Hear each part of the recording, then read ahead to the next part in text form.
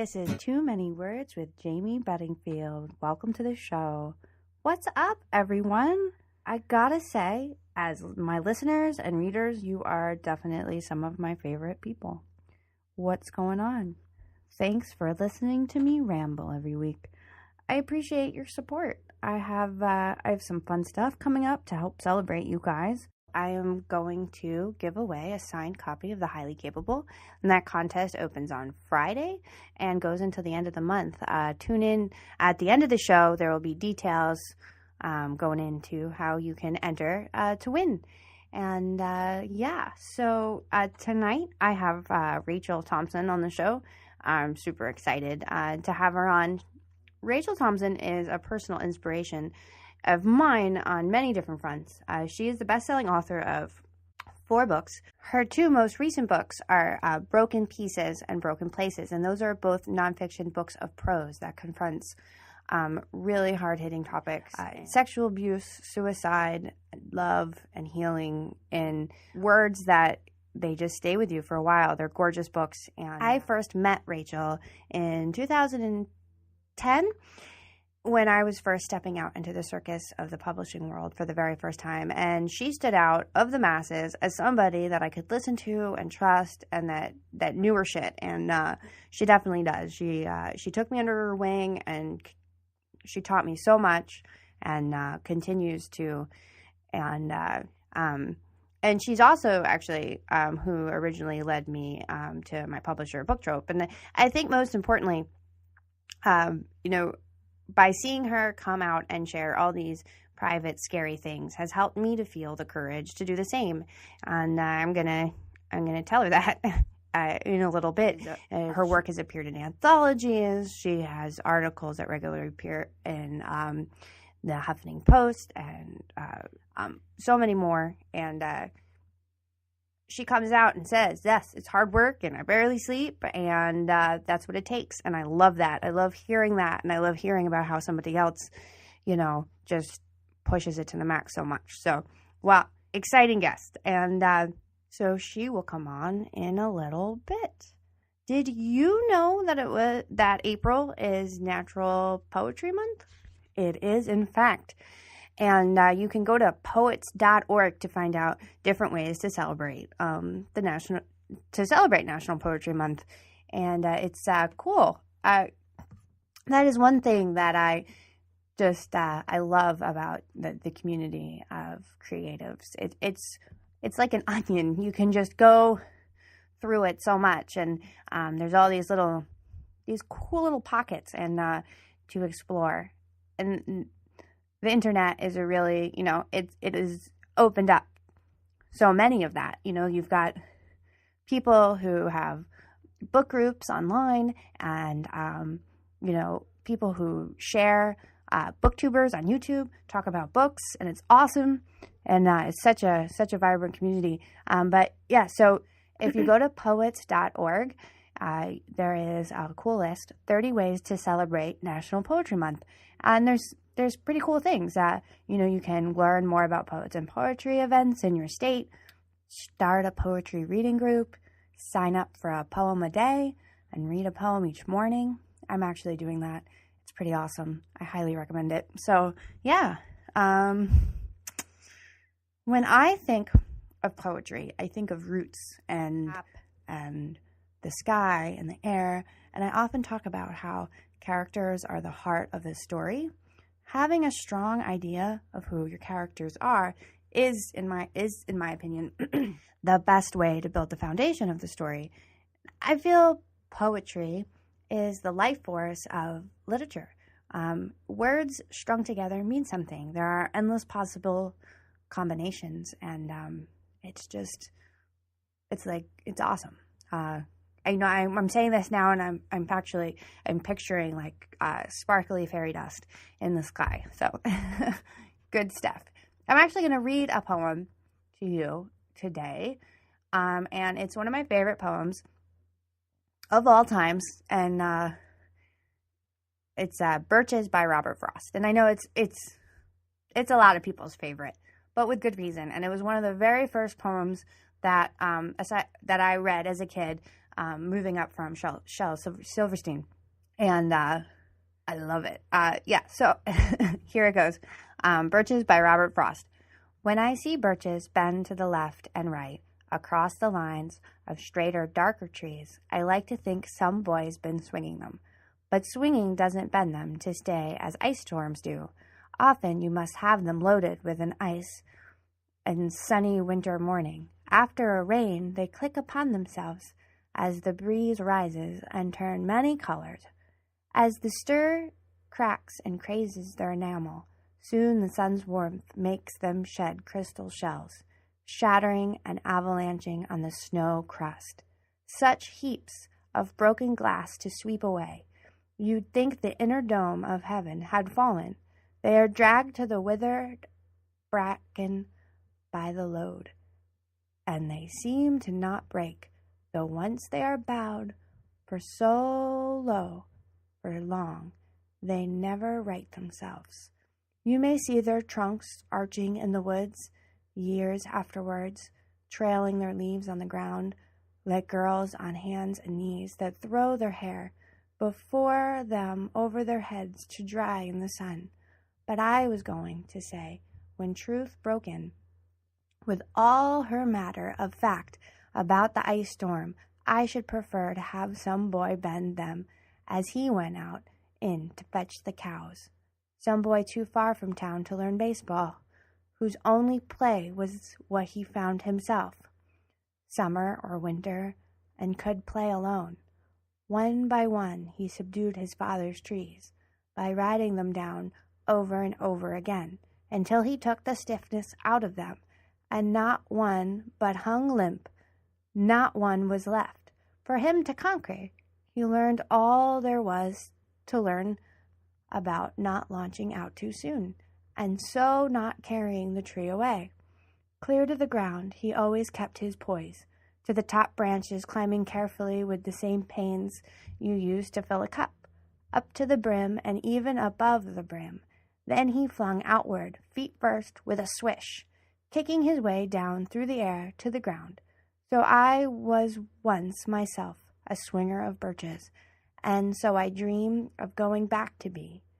It's when I'm weary of considerations, and life is too much like a pathless wood, where your face burns and tickles with cobwebs, broken across it, and one eye is weeping, from a twig's having lashed across it open. I'd like to get away from earth a while, and then come back to it and begin over. May no fate willingly misunderstand me, and half grant what I wish and snatch me away. Not to return. Earth's the right place for love. I don't know where it's likely to go better. I'd like to go by climbing a birch tree, and climb black branches up a snow-white trunk toward heaven, till the tree could bear no more. But it dipped its top and set me down again, and that would be good, both going and coming back. One could do worse than be a swinger of birches. Well, it's a long one, but a good one. And thank you for letting me share that with you. But and what are some of your favorite poems? What's a piece of one or a whole one that sticks out to you that you visit or you think about, or that has inspired you in any way? I'd love to hear about it. And like some of you have been doing, if you want to ask me a question or request me read something, or telling me what your favorite poem is, you just go to my blog, jamiethescribbler.com, and reach out to me. So, yes.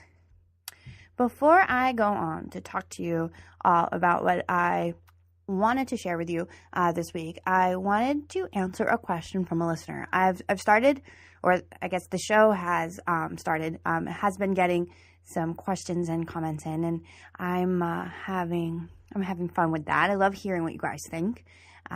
If you ever want to reach out, if you don't already know the way, you go to my site, jamiethescribbler.com. That's JAYME, and reach out to me. I'm but first, actually, real quick, I wanted to apologize to Travis from New York for spoiling The Walking Dead Season 6 in my episode last week, and to everyone else I spoiled it for. I didn't take in consideration for those that haven't read the comic book yet, or for those that wait for the whole season to come on Netflix. So I apologize, and I won't do it again. But yeah, so I got a question sent to me on my site from Kiara, and I'll read it to you. Jamie, I recently have been searching for representation for my first fantasy book, and all I'm getting is rejections. Should I rewrite it? Should I stop sending queries? I'm frustrated. Thanks, Kiara S. Kiara, rejection is part of it. Everyone gets rejected, especially in the beginning. It's challenging to not let it bother you and to affect your confidence in what you do. I really struggled with that, especially in the very beginning, but I still need to talk to myself sometimes. It's like, I'll be like, Jamie, it's okay. Honestly, what a rejection really means is, it's not personal. It really isn't. And, but at the same time, learning from rejects and negative reviews and words, constructive criticism, let's call it, there is always something to learn. I'm always learning that's how it's done. It's just a constant process. Writing is rewriting. So, sometimes it is helpful to go back and look at it, not with a personal eye, and look at it with a reader and decide, if there are aspects of it that you could tinker with before you send it to any more editors or agents and publishers. Only stop sending queries to agents if you've decided to go a different way, not because of the rejections. Rejections mean you're getting your work out there, and that's a good thing that you're doing it. Rewrite, resend are words that I have written and stuck to my bulletin board next to my desk. Persistence is part of is part of it. One of my favorite quotes about writing is by Mark Twain, and it's "Don't say the old lady screamed, bring her on and let her scream." But thank you for reaching out, Kiara, and good luck with everything. I want to hear more. I want to hear updates, and I hope you enjoy the too many word bumper sticker I am sending your way. I've been experimenting with different merch before I make any final choices, but soon there will be some crap on my site that you guys can get. So yeah. So how is your week going? Mine has been kind of strange. How are you guys at achieving balance in your lives, whether it be work and family, or personal time, whatever it is, achieving balance? I am finding out I'm not very good at it. I have not been making it my focus. I haven't been saying, is this balanced? Is this a decision that's going to lead to burnout? And yeah, I have been working too much, honestly. And I've been getting cues from my loved ones, and it's kind of been going in one ear and out the other. At first, I made the conscious decision in the fall, after my friend passed away. I was like, you know what? I've got 2 books I want to write. I want to figure out how to, get the highly capable in people's hands. And I am going to just put all of my energy and thought into work, not on this painful shit. So, but now here we are entering May, and it has become very obvious that I need to not work all day and night every day no weekends, no evenings. And that's kind of how I've been operating. And it's interesting, there's the step of realizing there's a problem, and then there's fixing the problem. And, I write for a living, and reading is one of my favorite things to do. But it's hard for me to completely separate that from writing, because I'm going to be like, oh, interesting thing they did with the character, or, I'm trying to crack all the plot points and be like, oh, that was the first plot point. But reading and writing were my hobbies all through childhood, starting at age 5 and 6. That's what I did. I wrote stories, I wrote little anecdotes, and I read books. And here I am, almost 30, and that's kind of my only hobby. I mean, I've got my dogs, and they're kind of a hobby, and but they're also kind of not. They're something else all themselves. And last few nights I haven't been letting myself work to avoid burnout. And I really, aside from like the couple shows that I do watch regularly, I don't watch a lot of TV. And I could not figure out really what to do with myself. And I was, because I get into this weird spot too, is like, and granted, if I'm not too tired to work, I'm not too tired to play video games. So that's probably what I should be doing more of. My husband would definitely love that. Yeah, that's a good point.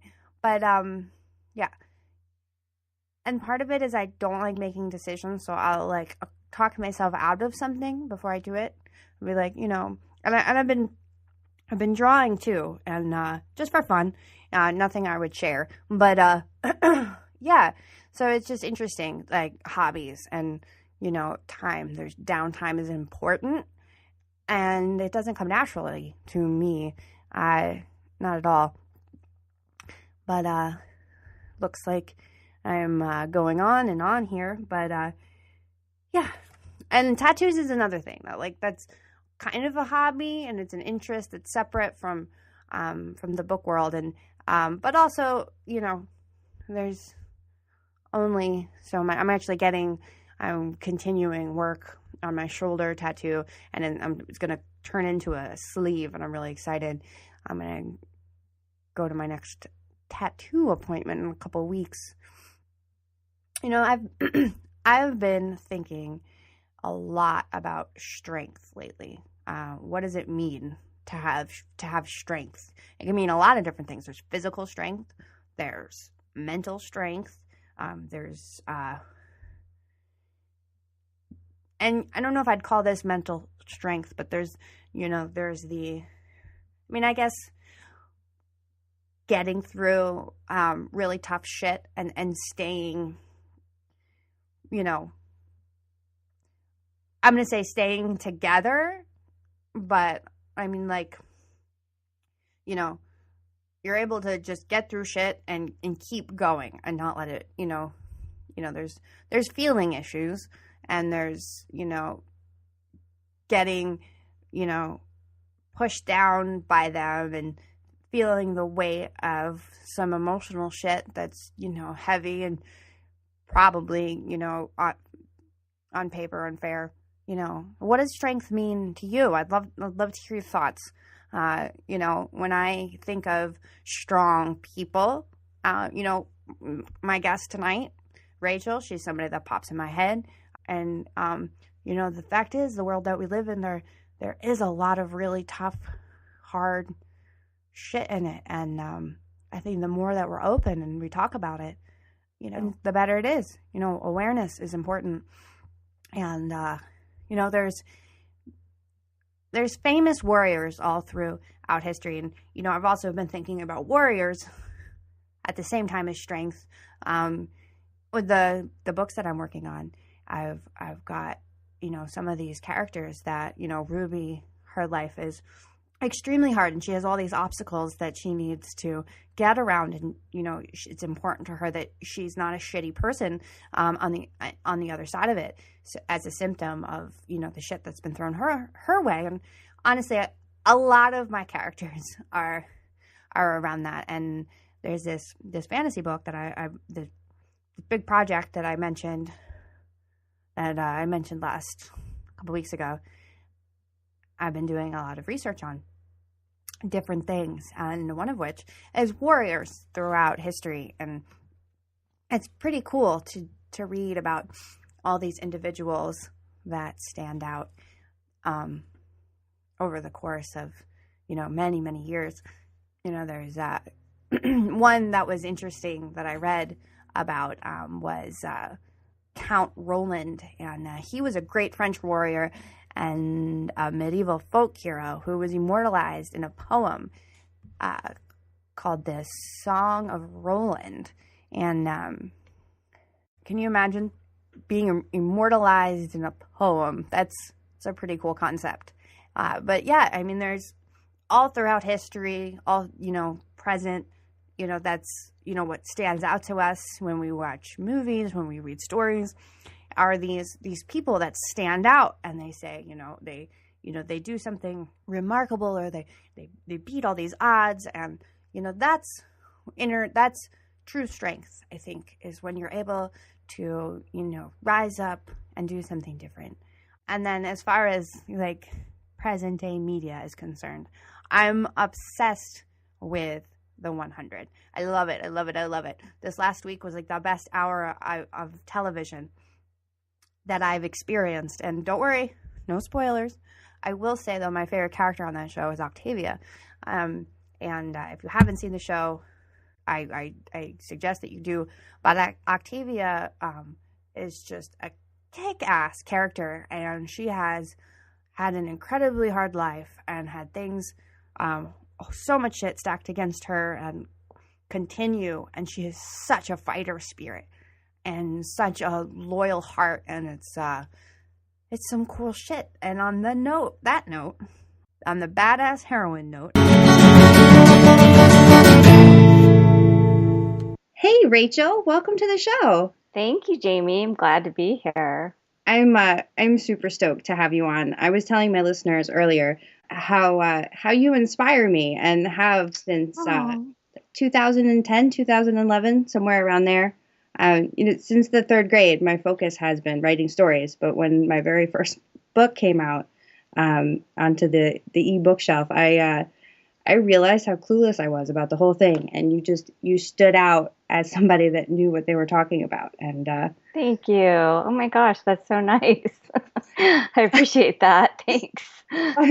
Starting off by totally putting you on the spot. I'm sorry. No, that's okay. Thank you. That's really nice. Well, I mean, it's funny you say since the third grade, because I actually started writing when I was in, like fifth grade. I guess I was 10. My son is in fourth grade and he's 10. So, but we don't realize when we're that young, we just want to write. And I think that most people get to that point when they're adults and they just want to write, but it's a business. And so we have to really understand that there's that whole other side to it that we have to embrace, that we really don't want to, but we have to, because it's about marketing and sales. It's not just about writing.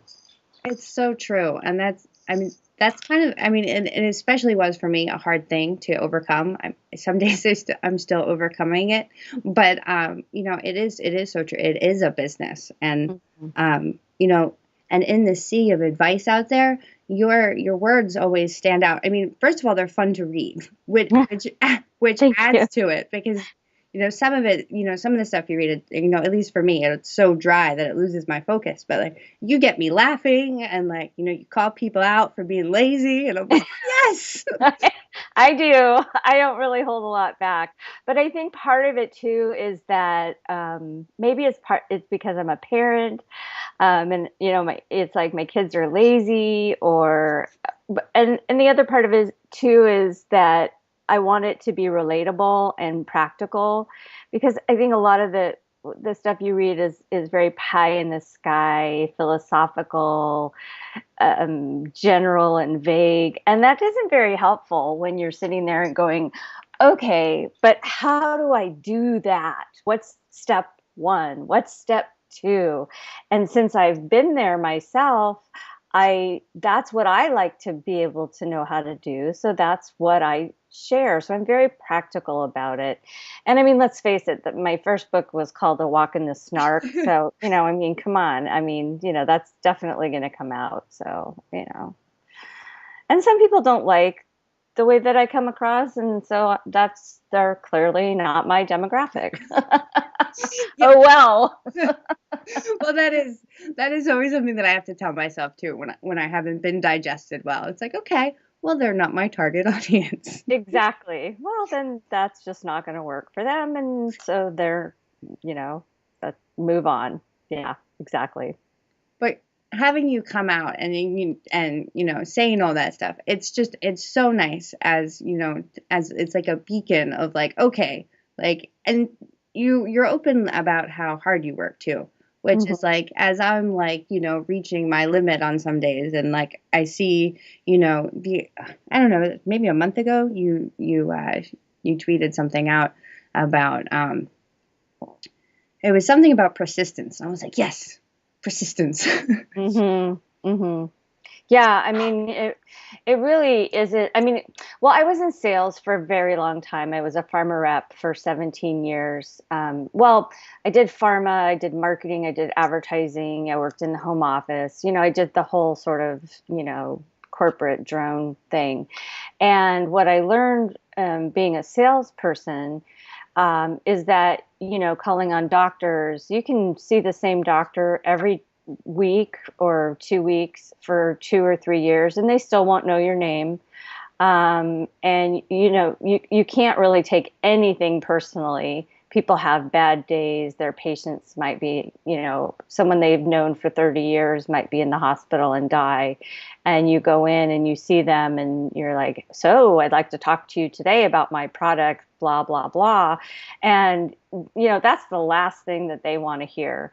And so a lot of that helped me when I came over and started writing, and then, wanted to talk about my books. That it's not all about me and my books. It's about connecting with people at a much deeper level and finding out what their interests are, what's important to them, and developing those relationships. And out of that might come, hey, I'd like to know more about who you are and what your books are about. And eventually sales will come. And I think that people really completely miss the boat on that because they're so desperate to sell books that the desperation is really what comes up first. Yes. Right? So it's like, hi, thanks for the follow. Buy my book, review it, give it to all your friends, clean my house, cook my dinner. And, and they don't even, you don't know them. They don't know you. There's no relationship established.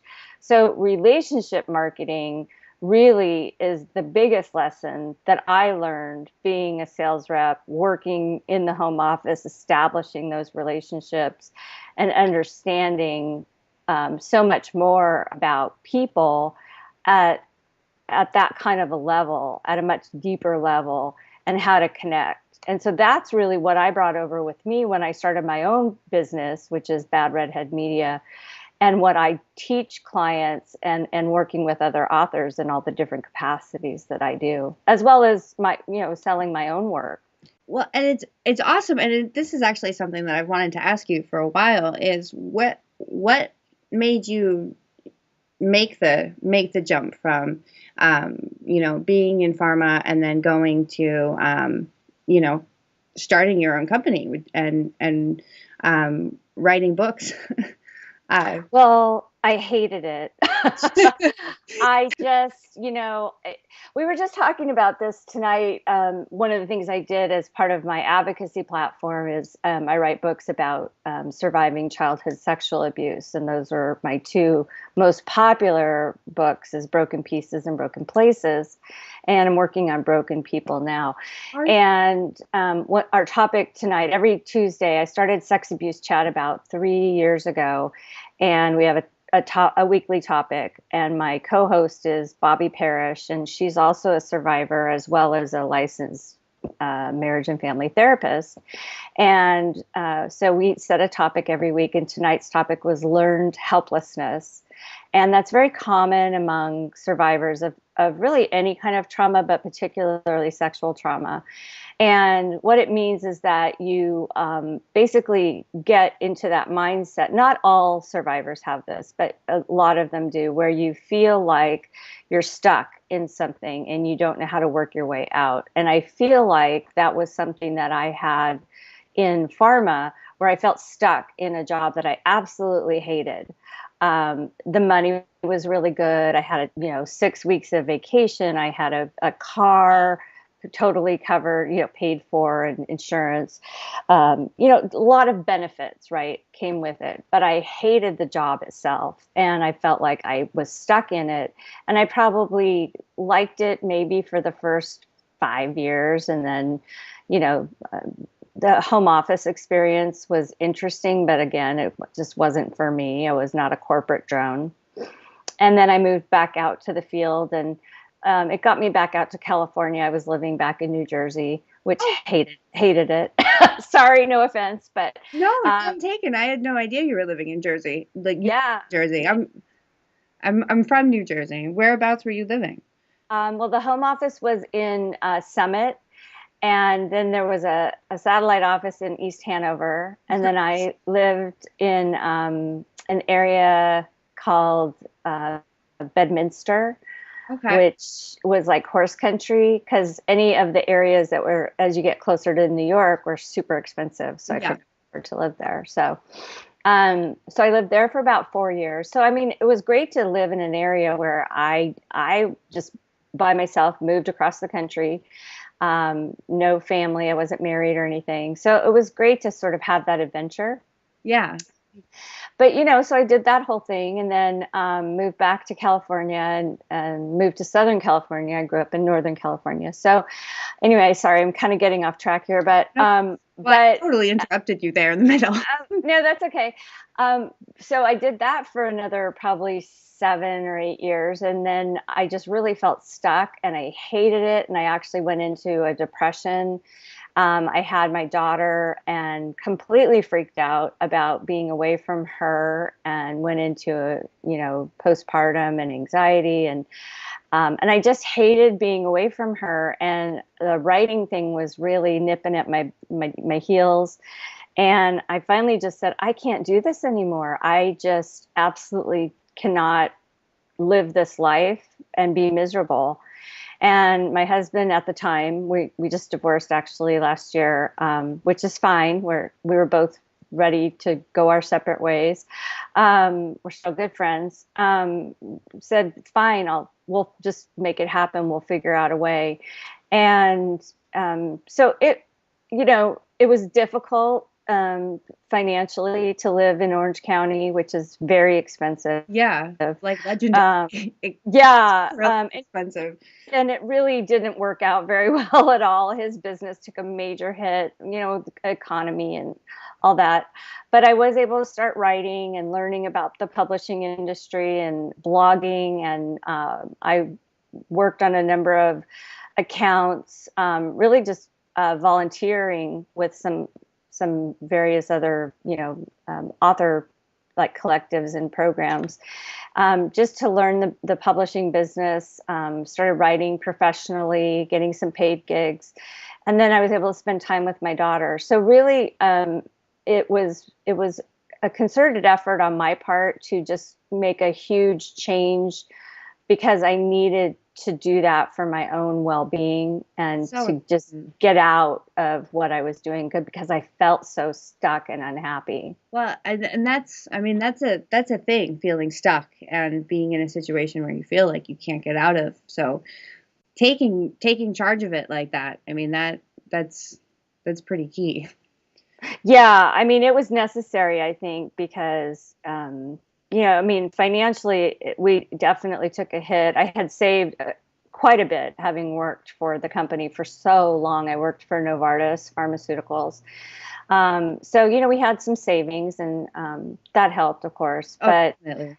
Yeah. And I helped with my husband's business. And so, there were some things that we did and a couple little gigs here on the side and here and there. But ultimately, I had to do something that would generate some income. So that's why I started doing some paid writing. And not that it paid very much, but, helped a little bit. So that's really how I started, writing professionally. That's awesome. Mm-hmm. It's quite a journey. It is. It is. And that's really what led me to writing consistently enough to being able to take enough of the writing to be able to edit it and put it into my first book and then create a second book out of it as well. Yeah, that's awesome. And you have 4 under your belt right now. I do. I have my first 2 books, which were humor. Primarily humor, essays, A Walk in the Snark and The Man Code Exposed, which did quite well. I self-published and made really good money with those. And they, won a few awards and, got to #1 on various lists on Amazon. And, and then at that point, I decided it was time to tell my story. I had never told anyone publicly and had only really told a very few handful of people that I had been abused. It's something that most survivors don't, walk around and go, "Hi, I was sexually abused as a child," So it's a very uncomfortable thing to talk about. And most survivors carry a lot of shame and guilt about what happened. And it had happened when I was 11 and I'm 52 now. So it wasn't really until I was in my late 40s, I released the first book in 2013. Wow. And it just blew up. I mean, I really had no idea the amount of people who would read the book, who would contact me with their own stories. I won like 10 or 12 awards for the book. It's basically stayed on the poetry list and women authors list on Amazon. I mean, it has not moved out of the top 10. It's still #1 on women's poetry. It's a fabulous book. Thank you. Thank you so much. I mean, I truly, to this day, I'm so thankful that people have embraced it. It was not anything that I expected at all. I thought, okay, I'm going to release this book and people are probably going to be like, oh, vanity project, or something. I really didn't expect it would even cause any kind of a blip or a wave. I just thought it would be ignored. I really did. I was shocked that anyone even noticed my little book. And it's become like this movement, really, and this huge community has grown out of it. And it really has. It's amazing. I mean, yeah. And like I said, my initial introduction to you was, through social media and marketing, and I watched you come out with Broken Pieces, and I was like, holy shit, she's awesome. Thank you. It really, like I said, it was really, I think for some people, it just opened up a forum for them to say, well, if she can tell her story, then I can tell mine. And I'm not alone in this. And, here's somebody who is very open and public about what happened to her. And just for anybody who is listening who may have experienced sexual abuse at any age, and wants to read the book. It's called Broken Pieces, and it doesn't go into any kind of sexually explicit detail. And the reason I decided to go that route, because I know there are other stories out there. Mine isn't certainly the only one. I had Bobby actually take a look at it and make sure that somebody who read it wouldn't be triggered by it, because I can't guarantee that you wouldn't be triggered by it, obviously, but I wanted to make sure that somebody could read it. And it's more about the journey, the experiences that I had, and really not understanding that a lot of what I experienced growing up were symptoms, for example, of post-traumatic stress disorder, like hypervigilance. When somebody slams a door, I jump 3 feet and then I might start crying. I didn't realize that that was abnormal. I didn't understand that that was a thing, you know? Yeah. And so going into therapy and what we call recovery has been a huge part of my growth process because, you know, this happened to me in the 70s. I was born in 1964. I'm 52 now. A lot of this, you know, I'm really grateful that if, you know, tragically, if somebody is abused, they'll go right into therapy now. There are so many resources now to get people help, but we didn't have that when I was, you know, when it was 1975, 1976. So a lot of what I dealt with, I just internalized. And fortunately, I had writing to help me. I think if I didn't have that, I probably would have been in a lot more trouble than I got into. Yeah, I got to agree with you there with writing. I look back on that the shit that I went through, and I was like, well, if I wasn't writing, I might have just exploded. Yeah, it's a huge outlet. I think any kind of art is a great outlet for our, you know, troubles and angst and frustrations as a teen anyway, because of, you know, hormones. I have a 17-year-old daughter, and it's like, oh my God, just go draw a picture. She's very artistic. And so I see a lot of that, and I'm always telling her, just go in your room, crank your stereo, you know, Yeah. throw some paint on the walls, like go be a teenager, you know. She's not a writer. She's not a writer like me, but and she looks at me like I'm from Mars. Like she's like, you're telling me to go be a teenager? I'm like, yes, go be a teenager. Go curse at something. It's okay. But I think for anybody who's been through some kind of traumatic event, art can be so healing, whether it's writing or painting or music. Huge help. I mean, I really got into piano for a long time, and I would just play for hours like I was in a trance. And so like so much of that behavior makes sense to me now, but I didn't get it then. Totally. Yeah. Well, yeah, that is the great. I mean, well, and that's, I think, you know, especially, you know, reading Broken Pieces and Broken Places. I've read them both, and the fact that you touch on the emotional aspect so much, it's something that people can grab onto. It's something that I've grabbed onto, and it's awesome. Thank you. And it affects so much of us as we grow older in our relationships. And that is, again, a lot of what I focus on in the books as well. And, you know, how I interacted with the men in my life, and ways that I acted, and the behaviors that I had, and how I interacted with them as well. And not understanding and not realizing so much of my own behaviors until I became an adult. And even now, I mean, I truly don't believe that I started recovering until I started writing these books, because I just didn't understand so much of what was going on. Even in my own marriage, I didn't understand a lot of it. And, you know, I was married for 22 years. And I can't say that I would have done a lot differently, you know, because of where I was at the time. And I'm thankful, of course, to have my kids, and even though they drive me crazy, but you know, they're great kids, and we all have our moments. Yes, we do. Yeah, but I mean, I think that is probably the bigger impact of what I'm writing about. And the next book I'm writing now is Broken People, and I wanted to, in this book, not only write about my own experiences, but what I've observed in others as well.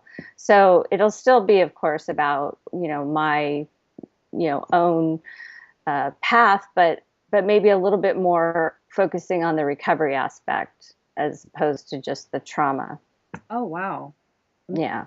I'm looking forward to that. Thank you. Do you have an idea on when that?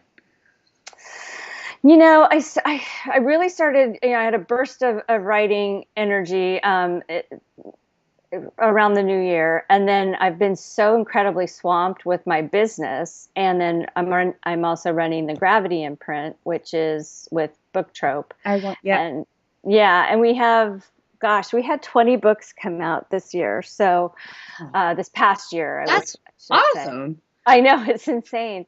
So I've been really involved in getting other people's stories out. And I was really excited when Book Trope came to me and said, we love what you're doing with your books and your platform. And we think you would be great to head up an imprint where we'd like to focus on, having you work with other authors, pick the books, and pick the authors. And we want the focus to be on both trauma and recovery. So it's not just, oh, this awful thing happened to me, but also here's where I am now, and here's what I've learned, and here's how I can help others. And so they actually said, we want you to name the imprint, and we want you to basically run it. Wow. I know. That's a fun conversation. I know. Catherine called me, Catherine Sears, who's one of the co-founders of Book Trope. And I was like, seriously? Like, are you kidding me? Like, holy shit. So by the end of the conversation, I had already determined that I wanted to call it Gravity, because the gravity of the stories are so heavy, but letting go of those stories makes us so much lighter. And she was like, oh my God, I love that.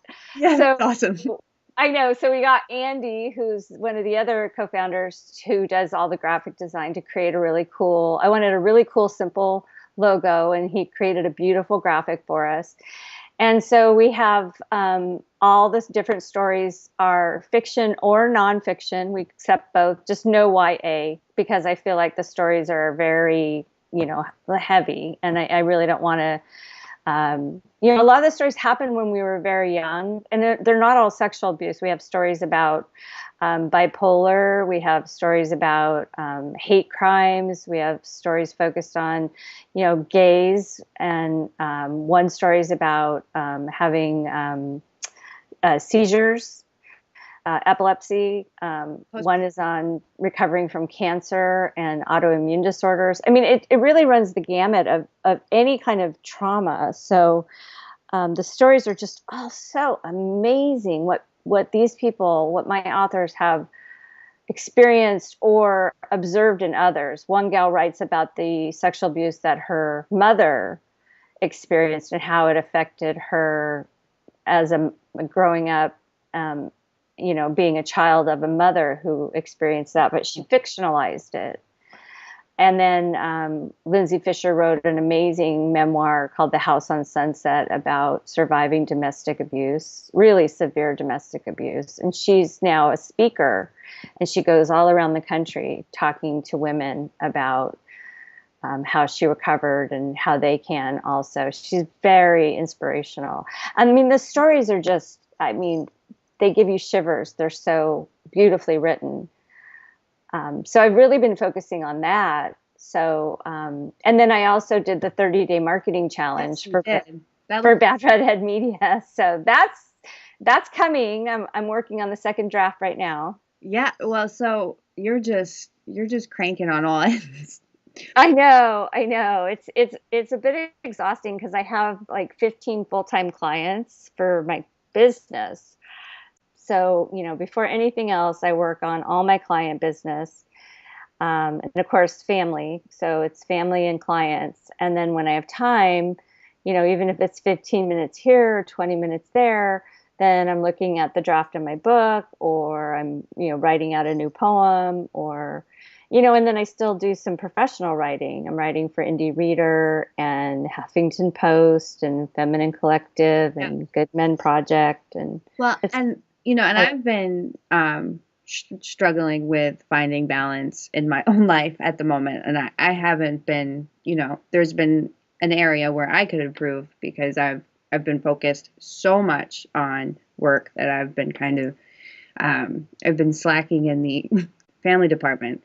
Mm-hmm. It's hard to find balance. And I would imagine with everything that you just named, that is a struggle for you as well. It is. I try to balance when, because I'm divorced now and the kids are here, we're 1 week on and 1 week off. So when the kids are here, I'm spending time with them, and doing less of my writing because I still have my 2 blogs as well. So yeah, so I'm doing less of my Renaissance woman.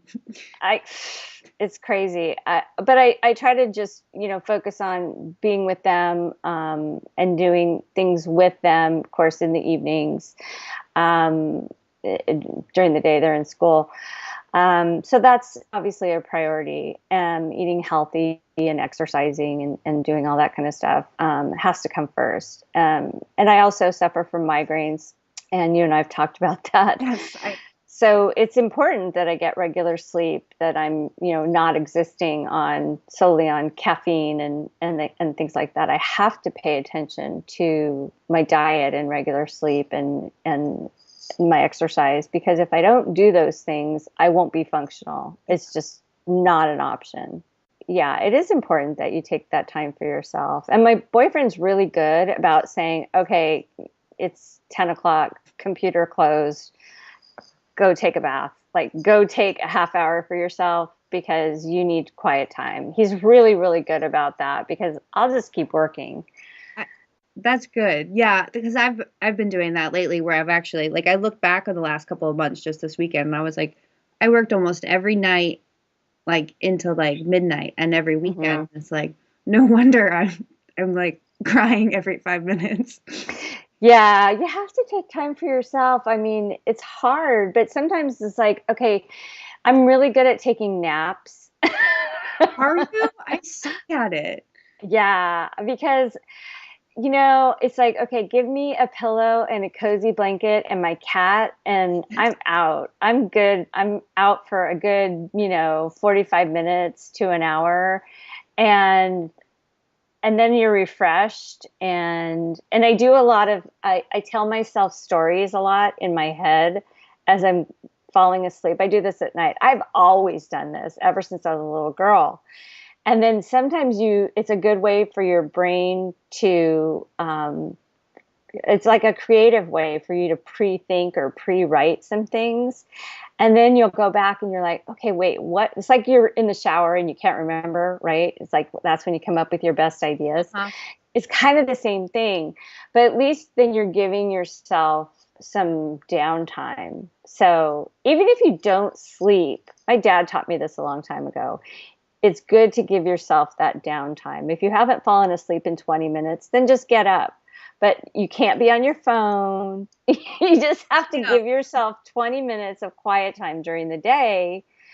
And, but if you haven't gone for a walk, then go for a 20-minute walk. Just do something where you're away from the computer, away from the dishes, like just where it's like Jamie time. Yeah. That's what you need. It's true. And it's hard for me sometimes to like tell myself that it actually ranks, because it's like, well, there's this thing to do and there's this thing to do. So, there's no downtime, but it's important. Yeah, you have to make that time. I mean, in, recovery, we call it self-care. So it's really, the same concept, is just giving yourself, schedule it, put it in your iPhone, or whatever. And make time for yourself. It doesn't have to be a ton of time, but it is good from the creative process standpoint that you need to regenerate. You can't just keep coming up with ideas and writing a scene without giving yourself time to, regenerate those brain cells. Yeah, accepting humanity. Yeah, exactly. You're not a robot. I need to put that on like a Post-it note, I think. Yeah, definitely. So, and tonight you're coming from one of your Twitter chats, right? Because you do 2 weekly. Yes, I do. Sex Abuse Chat is every Tuesday at 6 o'clock on Twitter. And that's with Bobby Parrish. That's with Bobby. And if anyone wants to join, you just use the hashtag Sex Abuse Chat. And it's weekly, and we also storify it. So you can just look up the hashtag and go to the storify, and then you can read through the chat. And you don't have to participate. We have a lot of people who lurk because it is a public chat. So some people are just absolutely horrified by that. But that was actually the main reason I wanted it to be public, is to remove the shame and stigma from sexual abuse. I do also have a private Facebook group for people who are just not ready to talk about it. So if anybody wants to contact me or through you or whatever, and they are a survivor of childhood sexual abuse, they can contact me and I do a pre-screening. And there's about 100 people in there as well. And then on Wednesday nights, I do Gravity Chat, which is where we have all the we feature one author every week from the Gravity imprint. We talk about their books and about their trauma and recovery, or whatever it is that they write about, or one aspect of what it is that they're doing with regard to their platform. And we also talk a lot about marketing, because marketing their books is a huge part of the process. And I find that we get a lot of authors outside of Gravity, of course, who show up because they're trying to learn how to market their books. And that's a very informative session for them. So anyone's welcome to join us. Just type in Gravity Chat. And I ask specific questions, and then they answer. And then we open it up at the end, and people are allowed to, type in questions to whomever our guest is. That's cool. Yeah. It's fun. We have a good time. And we have really good, fun authors. And I also do a radio show every week, too. So. You do? I didn't know that. I do, with Bennett. I'm bummed because I thought I was like, oh, I've got all her stuff, written down. I'm on it. A radio show. I do it's just a half-hour radio show with Bennett Pomerantz, who's a media critic. He does for Night Owl magazine. And we've been doing it now for about 3 or 4 years. Gosh, it's on Wednesdays at 3:30 Pacific time. And he wrote the foreword to Broken Pieces. Yes. Okay. That name was ringing a bell. Mm-hmm. Oh, that name. Yeah. And he's great. He approached me years ago and said, will you be on the show? And I was on the show, and he's like my big brother Bennett. And it's called Let's Talk. It's on Blog Talk Radio.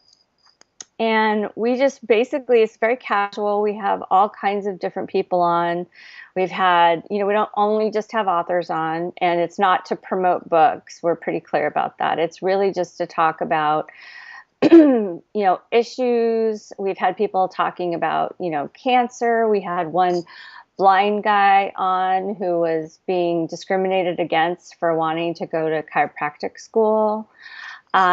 We do have a lot of authors on, but usually we talk about the topic that they're writing about, as opposed to just, here's my book, go buy it. Cause that's not my thing. No, it's not. It's so fun.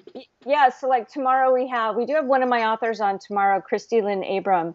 But she's also a healer. So we're talking about healing and the different types of healing techniques that she uses, like Reiki and the chakras and healing stones. And I think it's so fascinating that this is what she does for a living when she's, not writing her books. That's awesome. Yeah. So I'm going to listen to the show and make a note. She's going to be on, I'm going to have her on Too Many Words at the end of May.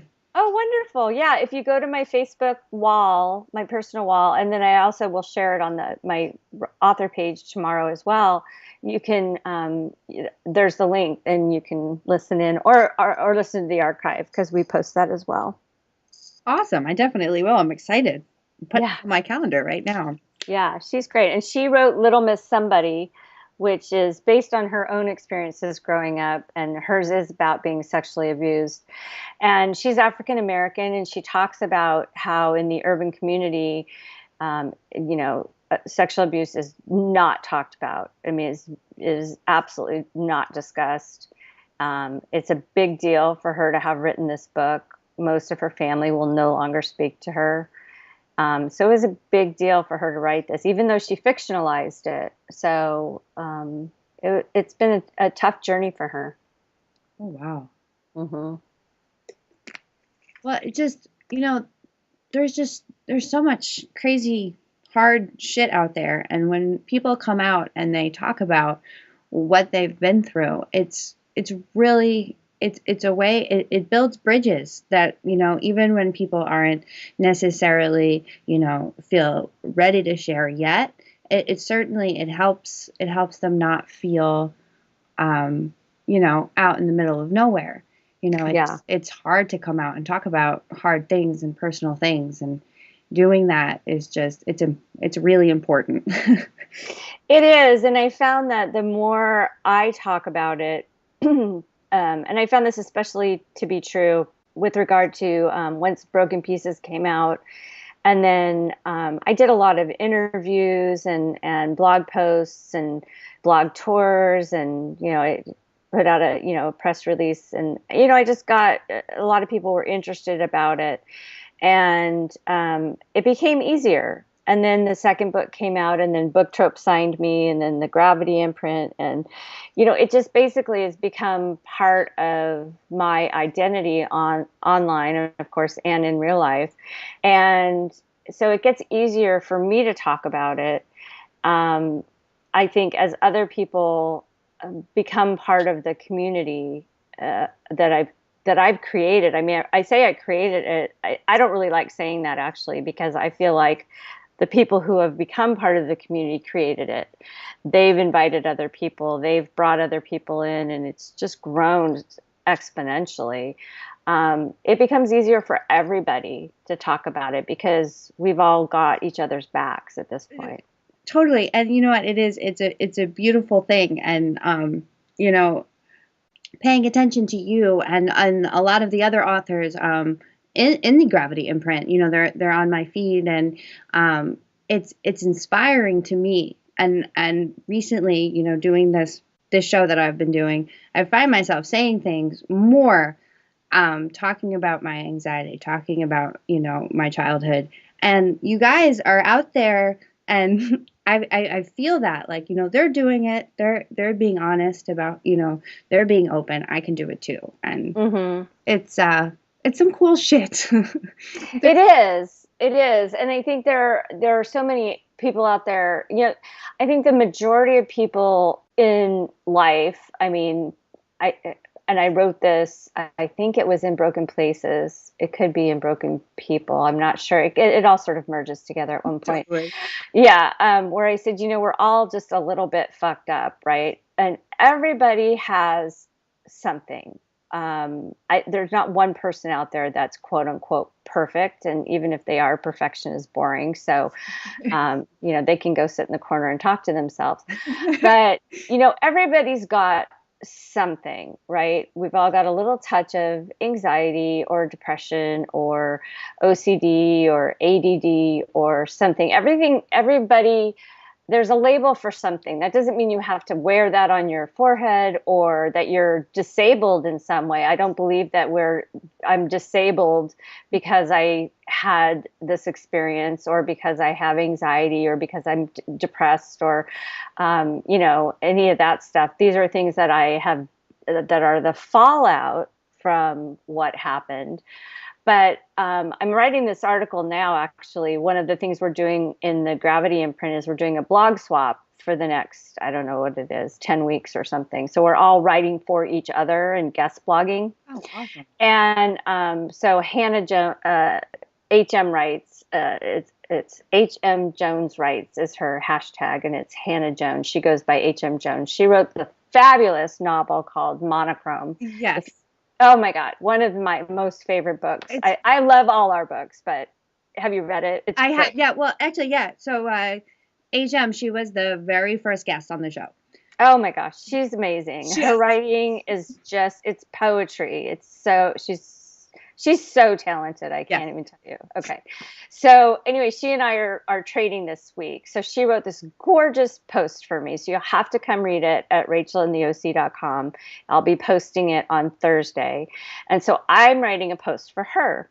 And the post is how you go from victim to survivor to thriver. And those are actually 3 stages that every person goes through, if you've been through any kind of a traumatic experience. It doesn't have to be a sexual abuse situation. It could be any kind of trauma.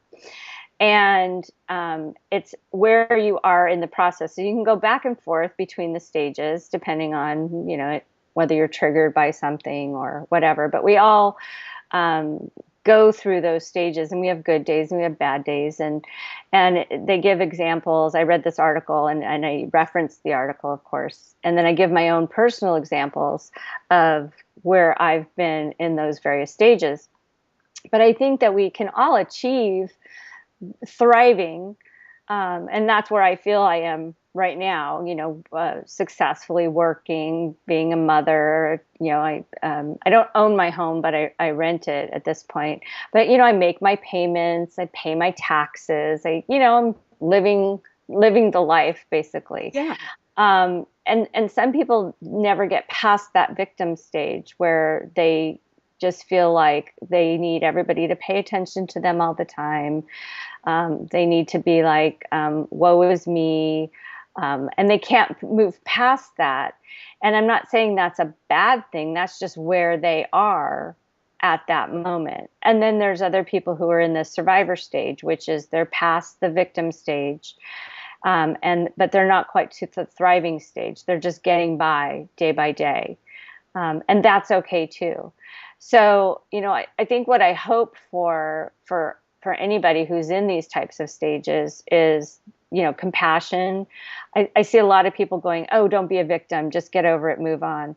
And I think that's a very ignorant thing to say to somebody who's, potentially, or truthfully has been raped or has been the victim of some kind of a horrific crime, because we didn't do anything wrong, right? I mean, something horrible happened to us, and we have to work through all of those things. And there's an incredible amount of emotional damage that happened to us, especially if we were young kids.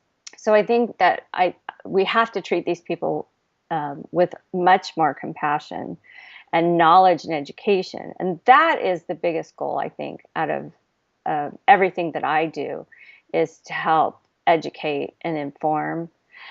I think there are a lot less people, back to my original point, who are in that, oh, you shouldn't talk about it. Oh, you're such a victim.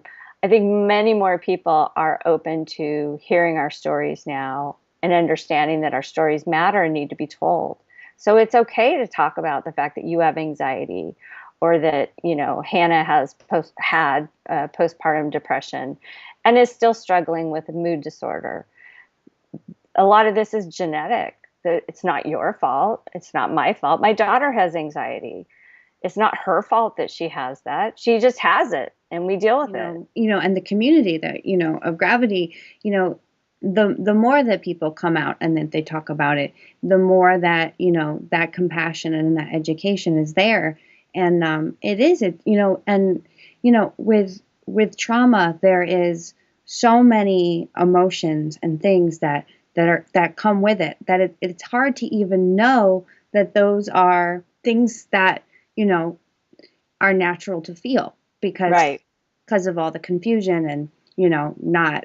Well, I think it's important. That's why it's important to talk about these things, especially like in the sex abuse chat, or even in the Gravity chat. We get a lot of people who will say, oh, I thought I was the only person who felt that way.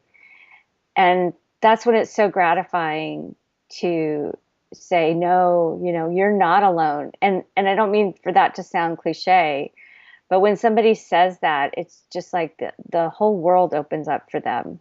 It's so true. It's isolating.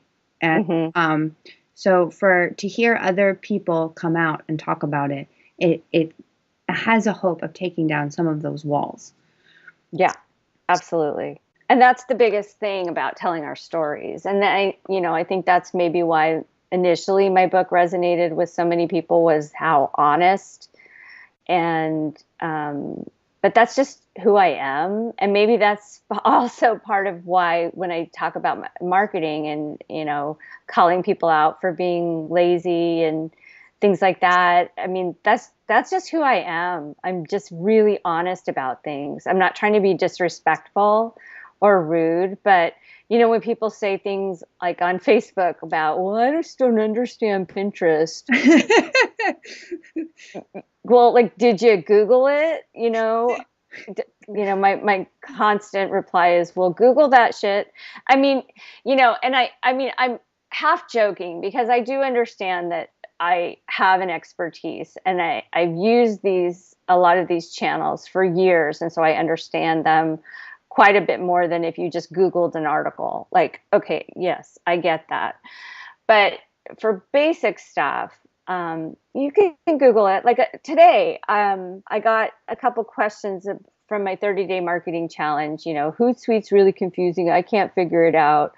I tried and I gave up. And so I went to Google and I pulled up 4 tutorials. One was written instructions. One was screenshots, and 2 were video tutorials. And I posted them, and people were like, "Oh my God, thank you. Oh my gosh, I couldn't find anything about it." And I'm like, "Are you kidding me?" Like, all I did was just I went to Google and I pulled up Hootsuite basics.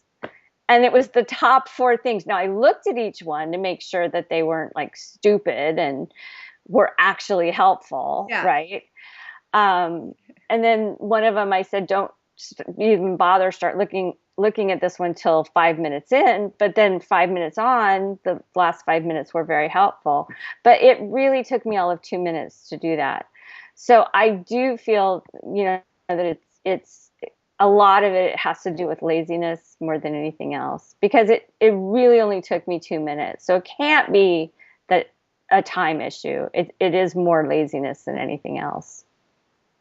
I call people out on that. I mean, I'd love that. I mean, and it's, well, because I mean, you're doing it and you know what it takes, and like there's persistence there. There is a large amount of initiative that you as the author have to take. So you in a lot of ways it's guidance when you call people out and you're like, well, that's, and I can't think of the example, but I remember because you had called me out for something. Did I? Yeah. I'm sorry. First of all, I need that in my life. That's why my husband and I work so well together. I need to get called out on shit. It's good for me. No, and I don't remember what it was. It was very subtle.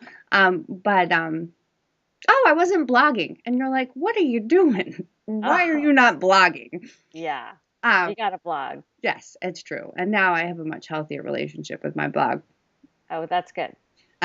Once I got over just the overwhelming idea of like, what do I write? You just write stuff and put it on your blog. Yeah. But no, it's great. I mean, I think, it's important, because, there is rejection and there's all sorts of ups and downs with pursuing the career of, writing and putting your work out there. So yeah, you got to Google shit. Yeah. And I love YouTube tutorials. That's how I've made this whole podcast thing happen. Videos. I love it. I know. And some people just hate videos. They think they're just too confusing or too time consuming. I think they're great, but some people's minds just don't work that way. I have one client who said, don't send me videos, just send me screenshots. So that's fine. I look for screenshots or slide shares to send to him because that's how he learns. That's totally cool. And then I have one gal who said, just send me notes, just send me instructions. And that's really, how Twitter works is, or Hootsuite. It's step 1, step 2, step 3, step 4. Everybody's brain works a different way. And fortunately, we all learn differently, but all those techniques are available. So, and that's when I did the 30-day marketing challenge, I provided screenshots, but I didn't do video. Otherwise, it would have just been so much longer than it already was. So, but the screenshots visually, most people learn pretty well by looking at a visual. So that's why I provided those. It helps. Well, because especially when the mind's already overwhelmed, sometimes reading instructions, at least that's how mine, like if I'm already overwhelmed about doing something and I read instructions, I'm like, ah. So the visuals they're helpful. Mm-hmm. Yep, I agree. I saw on Twitter earlier today, and I don't remember where they were. I'll have to look out the name in case they're close to you. But there was somebody going to a sweet shop getting a Nutella milkshake. Oh, yummy. I would love that. I know. I remember it's the Nutella. So I definitely thought, I think of you anytime I see Nutella. You know what's funny is I don't really even hardly ever eat it. I mean, I do love it, but it's like super sugary and fattening and but everybody who follows me sends me tons of Nutella stuff, right? So that's a way of setting an expectation. That's branding right there, right? Anybody sees anything Nutella and they send it to Rachel in the OC because they know Rachel in the OC loves Nutella. So they're thinking about me. Yeah. It's right. I mean, a stanza. There you go.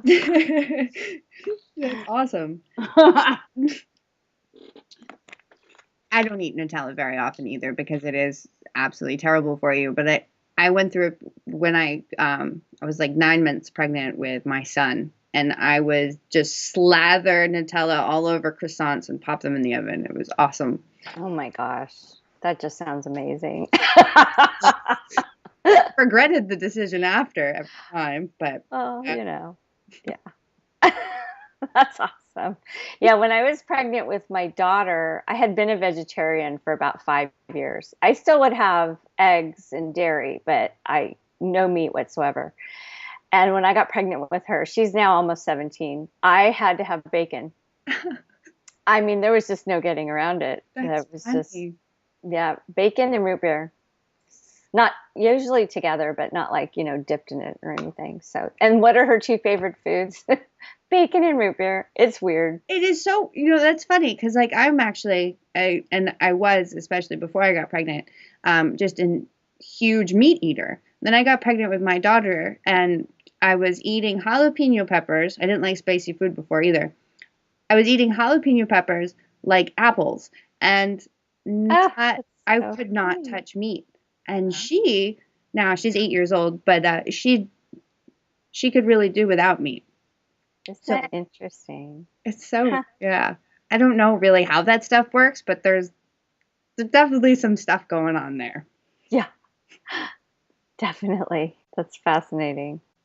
Rachel, thank you so much for coming on. I had a great time chatting, and I was thrilled to have you on. Oh, thank you. I'm so glad you asked me to be on. I had a migraine going into this, but I took my meds, so I hope I was coherent. Oh, definitely. Very charming. Oh my gosh, thank you. Migraine sucks so bad.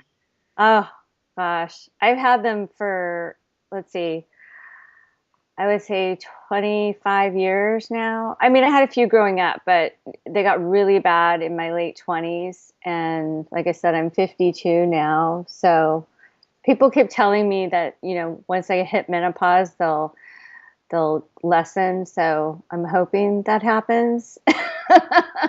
Please cross your fingers. But we'll see. I'll let you know. Yeah, definitely. Yeah, I had some headache issues, but it wasn't until, actually, once I was like around like 2021 when they started just annihilating my days.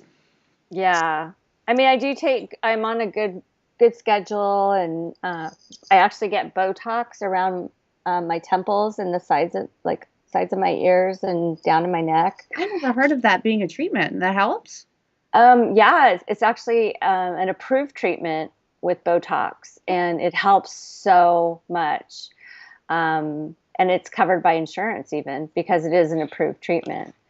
But I don't think I'm getting enough because I'm getting breakthrough headaches. So I'm going to have to go back to my neurologist and get more. Yeah, no, I don't have any like real treatment plans. I mean, I just kind of, I do like the Advil thing and other stuff helps, but I'd never heard about the Botox. That's really interesting. Yeah, look it up. Yeah, it should be covered by your insurance. If you go to a neurologist, you have to get more than, I think, 15 a month. in order for it to be covered by your insurance. But yeah, we can talk about it off air. Yeah.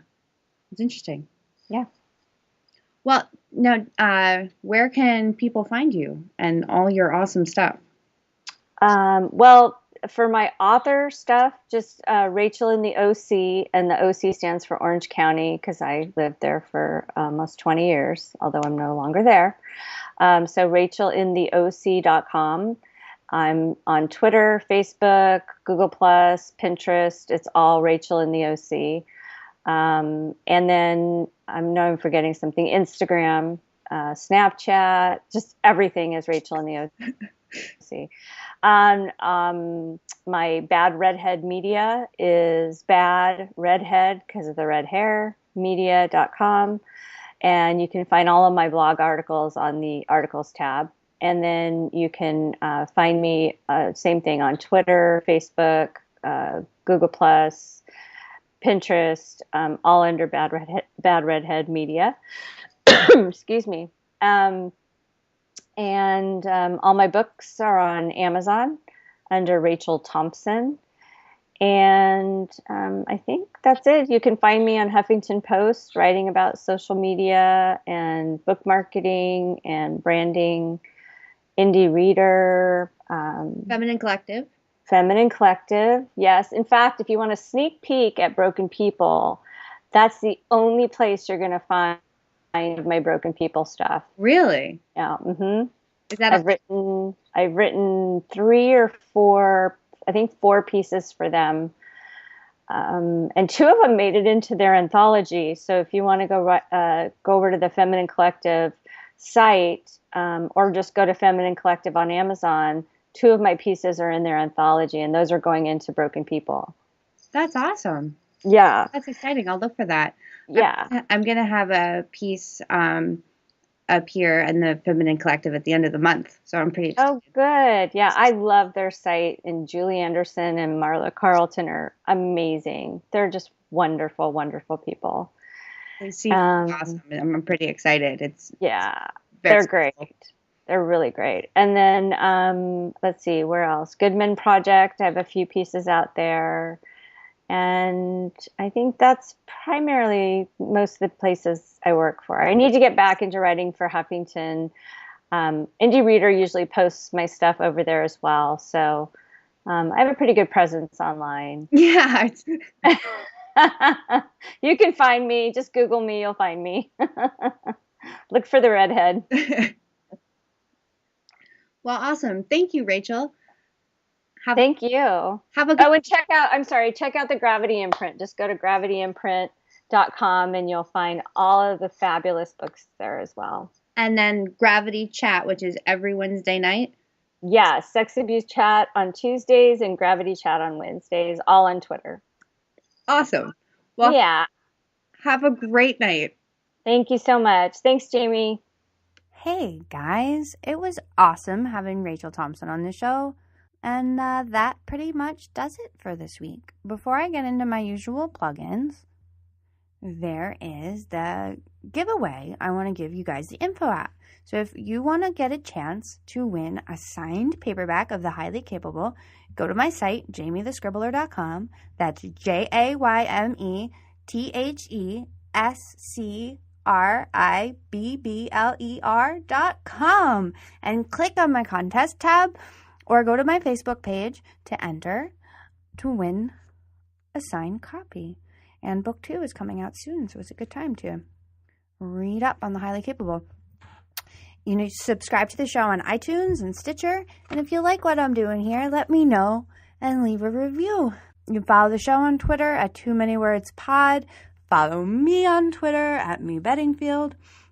You want to join my super secret street team? You'll gain access to exclusive goodies and be the first to hear news from me and my team. If you want to be on the street team, message me on Facebook. Go to my site and click on either my email or my awesome manager's email and reach out and say, street team, I want to be on it. And good stuff. So look for Chapter 3 of Elliot Granger and the Clueless Brigade on Wattpad and my site this Friday. Let me ask you, this one more question before I sign off. Would you like a tab on my site completely dedicated to the characters of the Ruby Dawson saga? Let me know what you think. And that does it for tonight. Thank you guys for listening.